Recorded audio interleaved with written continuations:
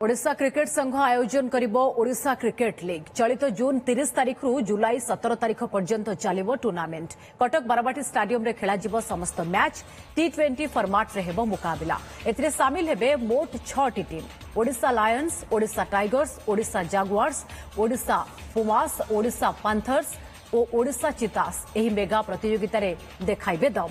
प्रत्येक team 10टी लेखाएं match खेलिबे। मोट 33टी match एही लीग रे खेला जिवो। आईपीएल भली लाल और सबुज कैप मध्य अधिक विकेट टेकर और रन स्कोरर को पई उपलब्ध करिछि ओडिशा क्रिकेट संघ। सेहिपरि डीआरएस और इंपैक्ट प्लेयर नियम मध्य एही लीग रे लागू करिछि ओडिशा क्रिकेट संघ। कलाहांडी कप रे भल प्रदर्शन करिथिबा 40% नुआ प्रतिभांकु एही लीग रे शामिल करा जायथिबा बेले प्रत्येक दिन 3टी लेखाएं मैच खेला जिवो। एही लीग रे भल प्रदर्शन कले सेमानंकु शहीद मुस्ताक अली ट्रॉफी रे खेलिबार सुजोग मिलिबो बोली सांबादिक सम्मेलन रे सूचना दैछंती ओसीए संपादक Sanjay Behera. Out of state पिला मानक सहित खेलिला परे तापरे आमे जाई कि सिलेक्शन करूछु।